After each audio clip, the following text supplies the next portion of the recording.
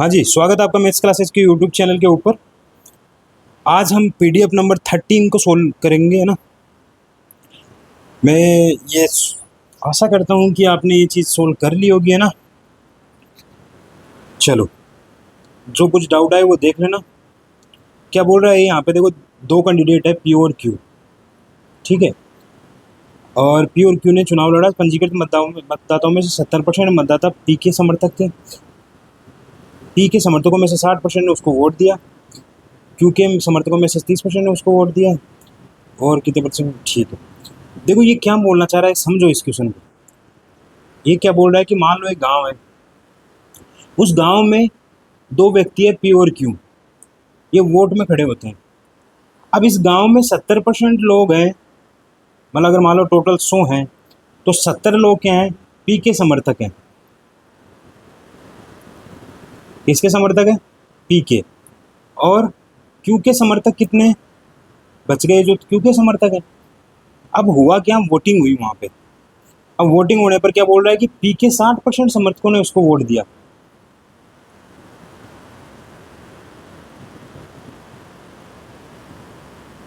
Vote दिया नहीं, उम्मीद है। तो उम्मीद ये जताई जा रही है कि 60% समर्थक उसके हैं, वो वोट देंगे। तो इसका 60% कितना हो गया? 10% 7 हो गया, 6×42। इसका मतलब 42 लोग इसको वोट देने की उम्मीद रखते हैं। मतलब ऐसे उम्मीद है कि इसके समर्थकों में से 42 लोग उसको वोट देंगे, प्लस क्योंकि उम्मीदवारों में से 30% ये भी इसमें वोट देने के लिए उम्मीद लगाई जा सकती है। 10% की वैल्यू 3 हो गई तो 30% की वैल्यू 9 हो गई। इसका मतलब इसको टोटल वोट कितने आने की उम्मीद है? 51। 100 में से इसको वोट कितने आने की उम्मीदवार है, ये उम्मीद है 51। तो इसका मतलब 51% आंसर हो गया कि नहीं हो गया? 100 पर डायरेक्ट कैलकुलेशन हो रही है कि नहीं हो रही? तो ये तो पूछा इसने, कितने प्रतिशत पंजीकृत मतदाताओं से उम्मीदवार पी को वोट देने की उम्मीद है, ठीक है। Vote percentage of the registered voters are expected to vote for candidate P. Easy सा क्वेश्चन था ना, बस आपको ऐसे तोड़ना आना चाहिए इस क्वेश्चन को पढ़ के। ये क्या बोल रहा है, एक चुनाव में मतदाता सूची में नामांकित 2% व्यक्तियों ने भाग लिया। मान लो जैसे मेरे पास भाग नहीं लिया, 100 व्यक्ति थे, 100 में से 2% ने भाग नहीं लिया, मतलब बच गए कितने? 98। ओके। और व्यक्तियों ने भाग नहीं लिया, 500 वोट अवैध हो गए। अब देखो यहाँ पे एक चीज़ है, अगर यहाँ पे से बोलता कि परसेंटेज में दे देता कि 2% लोगों ने भाग नहीं लिया, 10% लोगों के, 20% लोगों के वोट अवैध हो गए, इनवैलिड हो गए। इनवैलिड और भाग नहीं लेने में अंतर क्या होता पता ना? एक तो वोट डालने ही नहीं जाता, एक वोट डालने तो जाता है लेकिन दो बटन दबा देता है, 3 दबा देता है, या दबाता ही नहीं है ढंग से, है ना। वो इनवैलिड अलग होता है ना, इनवैलिड अलग होता है और जो जाते ही नहीं वो अलग होता है।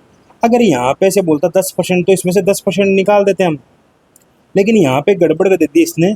हमने यहाँ पे टोटल आधी 100 माने, लेकिन ये 500 वोट अवैध कर रहा है, तो ये तो गड़बड़ हो गई ना। गड़बड़ क्या हो गई? आप फिर 100 नहीं मान सकते। इसका मतलब आपने माना 100 अक्स, तो 98 अक्स लोगों ने वोटिंग करी है, उसमें से 500 लोग क्या हो गए? अवैध हो गए, 500 वोट। अब ये बोल रहा है कि ए ने बी को 200 वोटों से हरा दिया। इसका मतलब अगर मेरे पास ए के पास जितने वोट आए उस बी के वोट आए करूंगा तो 200 आएंगे। अब ये क्या बोल रहा है यहाँ पे? ये बोल रहा है कि यदि मतदाता सूची में नामांकित, तो नामांकित तो ये है, नामांकित तो ये है, इसके 43% यानी 43 अक्स लोगों ने एक को वोट दिया, तो ये एक को वोट इतने मिले कि नहीं मिले? ठीक है, एक के पक्ष में वोट डाला तो कुल डाले गए वोटों की संख्या कितनी है? ओके। अब एक बात बताओ मेरे को कि एक को 43 अक्स वोट मिले, क्यों? क्योंकि नामांकित व्यक्तियों में से मिले थे इसको टोटल।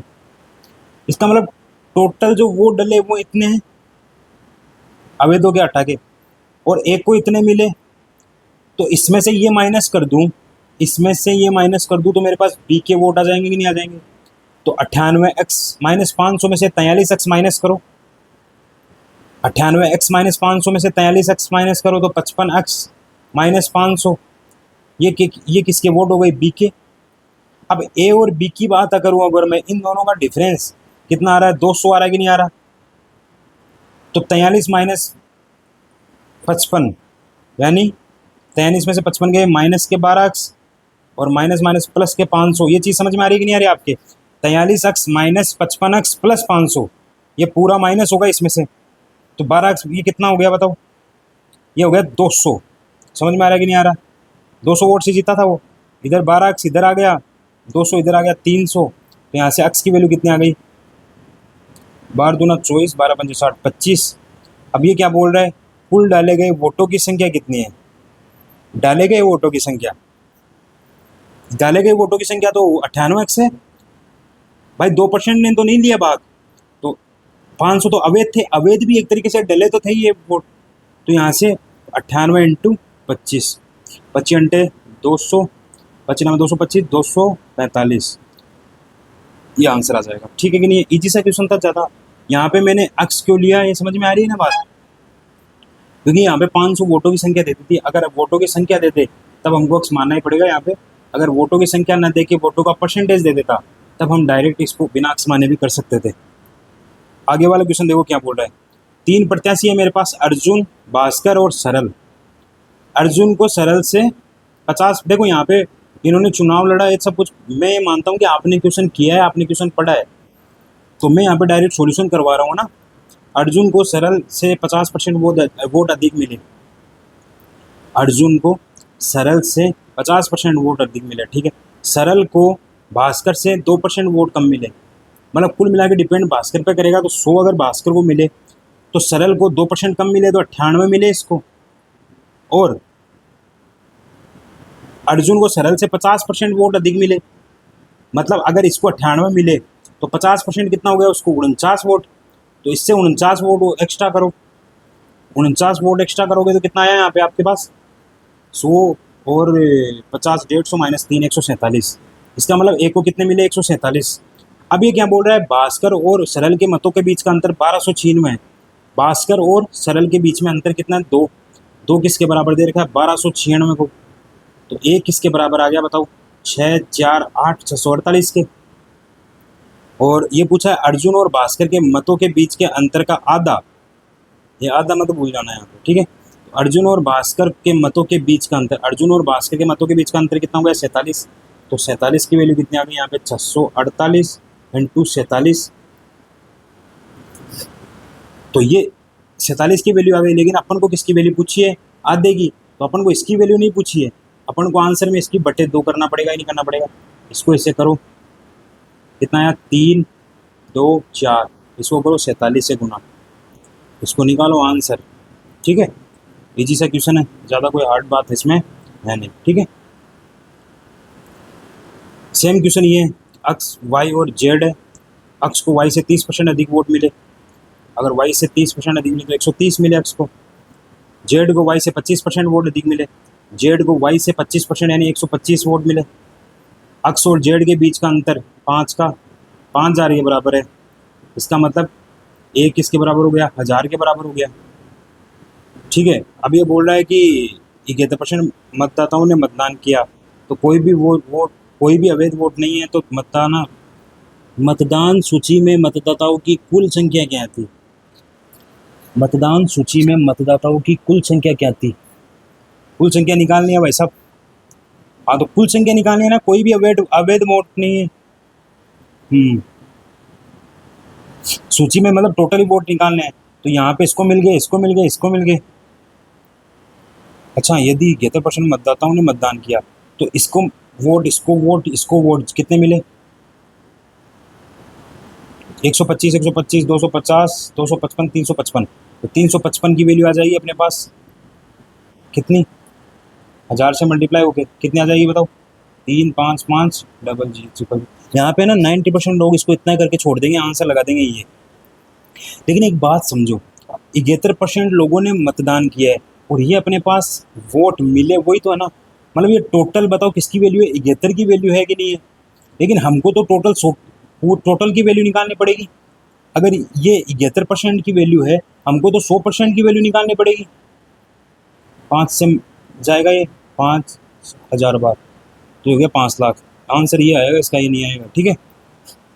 क्योंकि यहाँ पे समझो इस चीज़ को, ये बोल रहा है कि यदि 71% मतदाताओं ने मतदान किया, तो ये जो अपन ने मानना है वो वोट मिले वही तो माला है। और ये जो वोट मिले हैं वो जो डाले गए हैं उन्हीं में से तो मिले हैं। और डाले कितने गए हैं? 71%। तो ये जो अपने पास वैल्यू आई थी वो 71% की वैल्यू आई थी। तो 71% की वैल्यू आई थी तो 100% की निकालने के लिए वापस से एक बार करना पड़ा कि नहीं करना पड़ा? इजी सा क्वेश्चन था, थोड़ा ट्रिकी था। देखो यहाँ पे एक चीज समझना, इसको 71% इस क्वेश्चन में आधा, ठीक है। ये दोनों क्वेश्चन ट्रिकी क्वेश्चन है। 50% जनता यहाँ से हट जाती है, मतलब इस क्वेश्चन को गलत करती है। क्या बोल रहा है? एक चुनाव में 2 उम्मीदवारों ने चुनाव लड़ा, ओके। 80% मतदाताओं ने वोट डाले, मतलब 100 अगर मेरे पास मतदाता हैं, 80 ने वोट डाले। अब देखो यहाँ पे क्या बोला, जिनमें से 5% वोट अवैध थे। वहाँ पे 500 वोट अवैध बोले थे, तब हमको अक्स मानने की जरूरत पड़ी थी। यहाँ पे हमने इसने 5% बोला, तो 5% को मैं निकाल सकता हूँ। 80 का 5% कितना हो गया? 10% 8 होता है, तो 5% कितना हो गया? 4।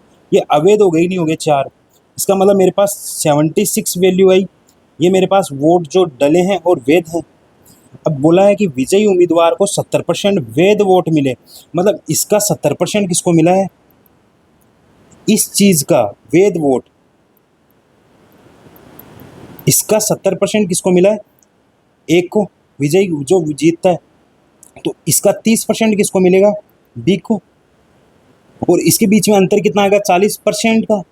और वो किसके बराबर दे रखा है? 36,480 के। तो 40% की वैल्यू आ जाएगी मेरे पास इतनी, 100% की वैल्यू इतनी आ जाएगी। तो 91200, ये किसकी वैल्यू आई? वैध वोटों की वैल्यू आई है कि नहीं आई? वैध वोटों का 70 इसको मिला, 30% इसको मिला, बीच में 40% है, 40% की वैल्यू ये है। तो 100% की वैल्यू मेरे पास एक तरीके से वैध वोट ही तो आए। और इसने बोला मतदाताओं की कुल संख्या ज्ञात कीजिए। तो मतदाताओं की कुल संख्या कितनी है बताओ यहाँ पे? ये तो 76 की वैल्यू है। तो मतदाताओं की वोट वैल्यू कितनी होगी? इंटू 100। समझ में आ रहा कि नहीं आ रहा? मतदाताओं की कुल संख्या पूछिए, और ऐसे भी नहीं पूछा कि इसने वोट कितने डाले। फाइंड ए टोटल नंबर, मतदाता की कुल संख्या। यार मतदाताओं की कुल संख्या पूछिए क्या इसमें? देखो एक तो पंजीकृत मतदाता ये हैं जो, और जो वोट डाल रहे हैं वो ये हैं। तो ये अगर छिहत्तर की है तो ये 80% की वैल्यू पूछी है इसने ना, क्योंकि वोट डाले इन्होंने 80 ने। वैध वोट ये थे, अवैध वोट ये थे, टोटल ये थे। समझ रहे हो? तो यहाँ पे अपन को लैंग्वेज समझनी पड़ेगी। देखो फिर से ट्रिकी क्वेश्चन आ गया कि नहीं आ गया? यहाँ से बताओ कितनी बार गए? लगभग 9 बार गया। 9 बार गया क्या? 9 बार कैसे गया? ये गया 176। अरे 2 912 में भाग 76। एक बार गया, और यहाँ पे 20 में से 5, 15।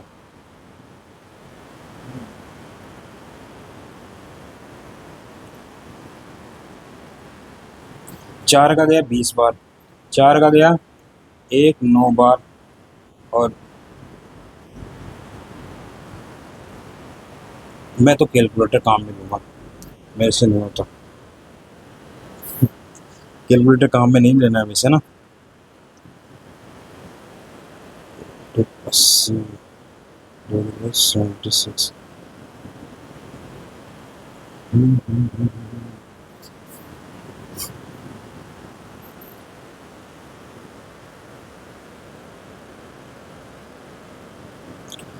नहीं भैया, इसने पूरा ही पूछा है ना।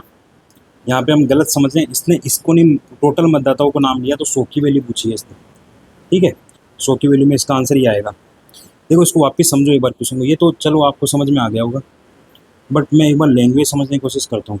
इंग्लिश में पढ़ते हैं।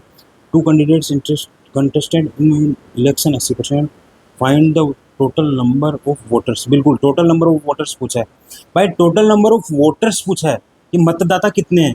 ऐसे नहीं बोला कि मतदाताओं में से मतदान देने वाले कितने हैं, है ना? ठीक है। और देखो यहाँ पे भी बोला हुआ 80% मतदाताओं में से, मतलब मतदाता तो 100% है, उनमें से 80 ने दिया है वोट, तो अपन को 100 की निकालनी है वैल्यू। ठीक है।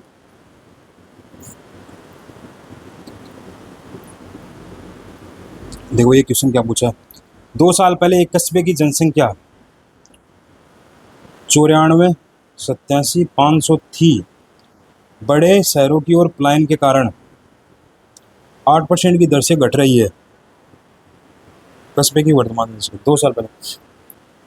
देखो 2 साल पहले जनसंख्या ये थी, 8% की दर से घट रही है, तो 92/100 गुणा 92/100, ठीक है, ये हुई। इसकी वैल्यू पूछिए। अरे भाई एक बात बताओ, इसको सोल्व करोगे तो फिर तो नानी याद आ जाएगी। कैसे करोगे सोल्व?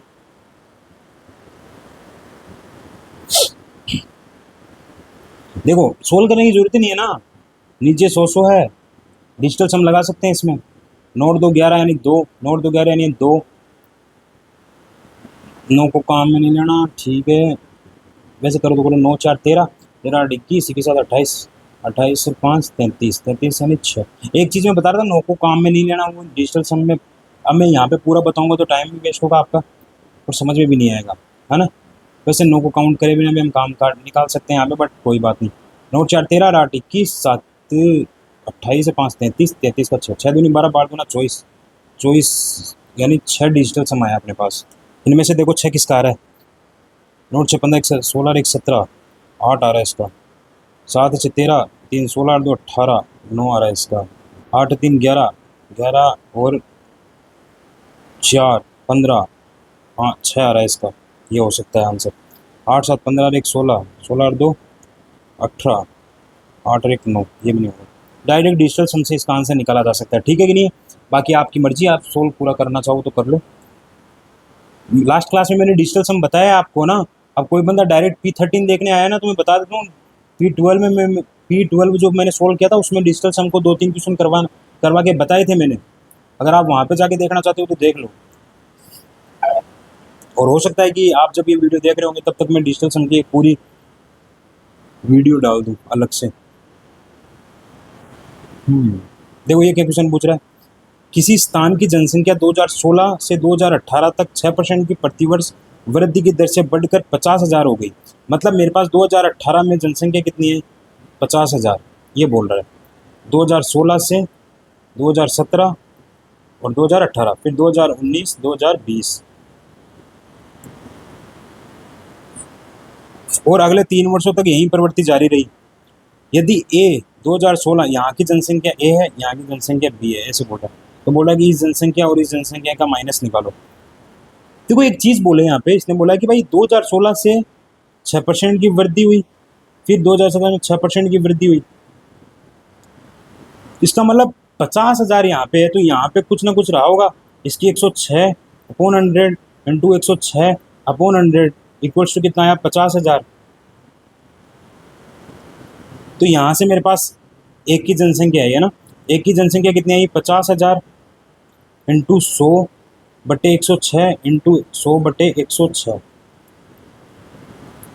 फिर यहाँ की बात करूँ तो मैं यहाँ पे 6% बढ़ेगा, तो मतलब यहाँ की जो यहाँ पे तो 50,000 है, तो डीप तक पहुँचने के लिए 6% बढ़ाना है मेरे को।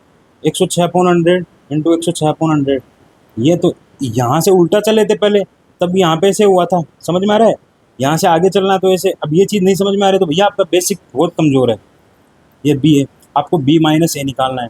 देखो यहाँ पे डिजिटल सम से क्वेश्चन हो सकता था, लेकिन नहीं होगा। उसका रीज़न है, यहाँ पे देखो जब भी सन्निकट मान, मतलब अप्रोक्सीमेशन आ जाए, अप्रोक्सीमेशन से क्वेश्चन का आंसर निकालने लग जाए, तब डिजिटल सम नहीं लगेगा। मैं आपको बोला हूँ, तब डिजिटल सम नहीं लगेगा। क्यों? क्योंकि डिजिटल सम की जो वैल्यू होगी ना, वो थोड़ी इधर उधर हो जाएगी। फिर भाई अगर मैं 5.6 को 6 के बराबर कर दूं, आप ही बोल दो कि 5.6 को 6 लिख दो, लेकिन 5.6 6 के बराबर तो नहीं है ना, और डिजिटल सम तो बराबर में लगता है एकदम। इसका मतलब आपको इसकी कैलकुलेशन करनी पड़ेगी, इसकी कैलकुलेशन करनी पड़ेगी, माइनस करना पड़ेगा। अब कैसे करोगे इसको? देखो इसको थोड़ा करने का आसान तरीका हो सकता है। देखो यहाँ पे क्या तरीका हो सकता है, देखो 50,000 है दोनों में, इसमें से इसको माइनस करना है, दोनों में से 50,000 कॉमन ले लेता हूँ। यहाँ पे कितना बचा? 106/100 का स्क्वायर। यहाँ पे कितना बचा? माइनस 100/106 का स्क्वायर। समझ में आएगी नहीं है? अब इसको सोल्व करना, तो ये तो 1.06 का होल स्क्वायर हो गया, और ये लगभग 0.9 समथिंग हो गया। अप्रोक्सीमेटली निकाल लो आंसर। अब 106 का होल स्क्वायर करोगे, माइनस करोगे, इसको आंसर निकालोगे, ठीक है। शायद 11,680 आएगा इसका आंसर। बाकी आप आंसर कमेंट में बताना कितना है इसको सोल्व करके। अब देखो यहाँ पे भी है ना, इसने क्या बोला, उत्तर पूर्ण संख्या तक ज्ञात कीजिए, मतलब आपको आगे पॉइंटों में ज्ञात नहीं करना। तो यहाँ पे भी देखो अभी डिजिटल सम नहीं लगेगा। जब जब है ना अप्रोक्सीमेशन लग जाता है ना, तब डिजिटल सम नहीं लगता है। फिर क्या लगता है क्या नहीं लगता है, वो आपको कैलकुलेशन और अच्छी करनी हो ना तो कर सकते हैं, लेकिन अभी आप उनको इतनी ज़रूरी है नहीं। सीजीएल वालों को इसकी ज़रूरत रहती है। यूपीएससी के लिए सीसेट में इतना टाइम लगता है कि आप मल्टीप्लाई वगैरह कर सकते हो, ठीक है। एक गांव के 20% निवासियों को मलेरिया से मृत्यु हो गई, ठीक है। एक दहशत पैदा हो गई जिसके कारण दौरान बचे हुए निवासियों में से 30% भाग गए। तब गांव की जनसंख्या 12,000 हो गई, ठीक है। मतलब क्या हो गया, अक्स है। प्रारंभ में मान लो अक्स है, 20% की मृत्यु हो गई किसमें, मलेरिया में, तो 80% बच गए। फिर 30% भाग छोड़ के चले गए तो 70/100 हो गए। और ये किसकी वैल्यू दे रखी है, 12,000। तो बस आपको निकालना है क्या, हमको निकालना क्या, 1 2 से 1 2 कट गया, और यहाँ से ये डबल जीरो यहाँ आ गया, 856 इधर आ गया, 8 का इधर गया, 4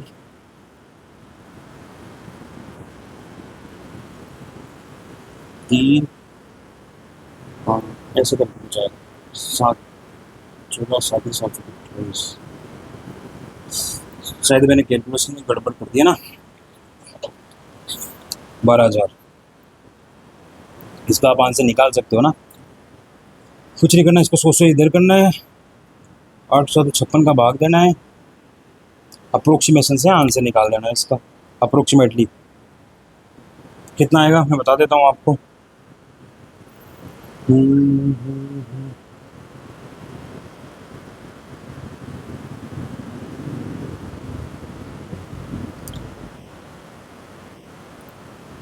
ठीक है, 21,428। अब देखो सेम ये क्वेश्चन है, इसमें क्या बोला, पहले वर्ष कोरोना की पहली लहर के कारण 5% अवधि कम हो गई, दूसरी लहर के कारण 5% और कम हो गई, तीसरे वर्ष में 5% बढ़ गई, तीसरे वर्ष की शुरुआत में इतनी है। देखो क्या बोला हुआ है, एक यहाँ पे कोई संख्या थी अक्स, पहले 5% कम हुई, देखो अभी स्पीड में करना ऐसे होगा, फिर दूसरे साल भी 5% कम हुई, तीसरे साल 5% बढ़ गई, और ये बढ़ के कितनी होगी, 9 4 7 6 2 5। अब ये क्या बोल रहा है आपको, पहले वर्ष की शुरुआत में, यहाँ पे आबादी पूछी आपने। अब आप फिर से देखो यहाँ पे ऐसे नहीं बोला कि भाई सन्निकट मान, अप्रोक्सीमेशन, ये सब यूज में नहीं लिए। इसका मतलब एग्जैक्ट बराबर होगा, ये अक्स की वैल्यू एग्जैक्ट बराबर होगी। इसका मतलब या तो आप काट सकते हो, यहाँ डिजिटल सम भी लगा सकते हो।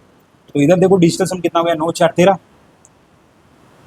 13 7 20, 20 से 26 तो 28 से 5 33, 33 का मतलब 3 + 3 6। इधर डिजिटल सम कितना आया, 6।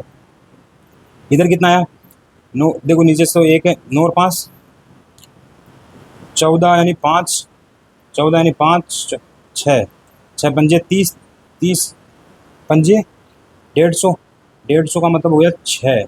डिजिटल सम कितना हो गया, 150 का डिजिटल सम कितना हो गया, 6। मतलब 6 तो 6 के बराबर आ रहा है, तो इसका मतलब यहाँ तो इसका 1 आएगा, तो इसका मतलब ये आंसर हो सकता है, 10 लाख आंसर हो सकता है।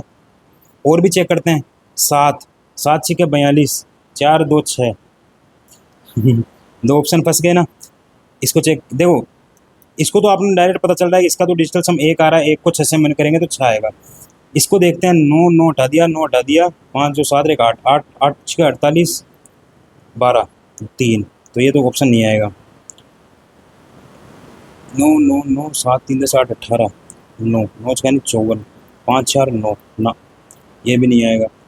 इसका मतलब 7 को मल्टीप्लाई किया 6 से, 7 6 42, 4 2 6, दो ऑप्शन मैच हो गए डिजिटल सम से, ये और ये ऑप्शन मैच हो गया। अब क्या आप पूरी कैलकुलेशन करोगे इतने डिजिटल सम लगाने के बाद में ना, पूरी कैलकुलेशन कैसे करेंगे। देखो एक चीज़ देखो, अगर मान लो आपके दिमाग में आएगी 7 लाख को चेक करूँ, देखो एक चीज़ बताओ मेरे को, 7 लाख अगर है, दिमाग में सोचो, इसका 10% 70,000, 5% 35,000, तो पहले तो इसमें 35,000 की कमी हुई, तो ये लगभग 6,65,000 हो गया। और 6,65,000 का वापस से 5% निकालोगे तो लगभग 30,000 के समथिंग या 25,000 के समथिंग, तो और कम हो गया, मतलब 6,05,000 के समथिंग हो गया। अब 6,00,000 मतलब 6,00,000 ही मान लो एक बार, ठीक है। अब 6,00,000 का 5% बढ़ा रहे हो तो आप 9,00,000 पे पहुंच सकते हो क्या, 9,50,000 पे। समझ रहे हो इन चीज़ों को, इस चीज़ को समझ रहे हो? क्योंकि आप बोल रहे हो 5% कम किया, फिर 5% कम किया, फिर 5% बढ़ाया, तो आपने 5% कम किया 6,50,000 आ गए, फिर 5% कम किया लगभग और कम हो गया, और फिर बाद में आप 5% बढ़ा रहे हो। तो आप अगर 7,00,000 का भी 5% बढ़ाओ ना, तो भी 9,50,000 नहीं हो सकता। समझ रहे हो इस चीज़ को? 7,00,000 का 10% भी 70,000 होता है। तो आप तो 6,00,000 समथिंग हो रहे हो, तो यहाँ पे डायरेक्ट आंसर 10,00,000 हुआ कि नहीं हुआ? थोड़ा दिमाग लगाना पड़ेगा इसमें ना। बाकी कैलकुलेशन तो आपके ऊपर है, आप मर्जी है आपकी। थोड़े शॉर्टकट बता रहा हूँ मैं आपको ना। एक निश्चित वर्ष में एक शहर की जनसंख्या 18,000 थी। ओके, यदि अगले वर्ष पुरुषों की जनसंख्या में 5%, महिलाओं की संख्या में 7%, ये पुरुष ये महिलाएं, तो उस दिए गए वर्ष में पुरुषों और महिलाओं की जनसंख्या का अनुपात क्या था? देखो, लास्ट क्लास में मैंने आपको एक चीज़ बताई थी कि आप जिस चीज़ पे परसेंटेज निकाल रहे हो, पुरुषों की संख्या किस पे निकाल रहे हो? टोटल संख्या पे। पुरुषों की जनसंख्या टोटल जनसंख्या पे निकाल रहे हो, 5% है। महिलाओं की जनसंख्या टोटल जनसंख्या पे निकाल रहे हो, 7% है। अगर मैं इन दोनों का कंबाइन निकाल लूँ यहाँ पे, तो इनका जो अंतर आएगा वो मेरे को किस पे निकाली थी ये संख्या? ये पॉपुलेशन पे निकाली थी, नहीं निकाली थी? तो ये जो मेरे पास रेशियो आएगा, वो रेशियो आएगा वो किसका आएगा? पॉपुलेशन का आएगा कि नहीं आएगा? और इसने क्या पूछा हुआ है? महिलाओं और पुरुषों की जनसंख्या का अनुपात कितना है। समझ रहे हो मैं क्या बोल रहा हूँ? समझ रहे हो मैं क्या बोल रहा हूँ? 5% किस पुरुषों की संख्या, 7% इसकी संख्या है। और टोटल इंक्रीज कितना हुआ? टोटल इंक्रीज कितना हुआ? देखो, 18,000 थी, 19,200 हो गई, तो 1,200 का इंक्रीमेंट हुआ। कितने पे? 18,000 पे।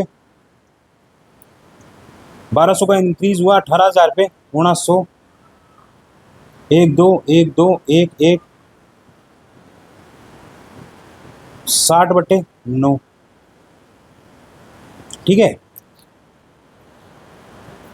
60/9%। इसको इसमें से निकालो, 3/9, 1/3, 60/9 में से 7 गए, 9 संते 63, 63 माइनस 60/9, 1/3। इसको इसमें 9 पंजे 45, 15/9, 15/9 मतलब 5/3, 3 से कर दूंगा तो 1:5, 3 से गुणा करने पर।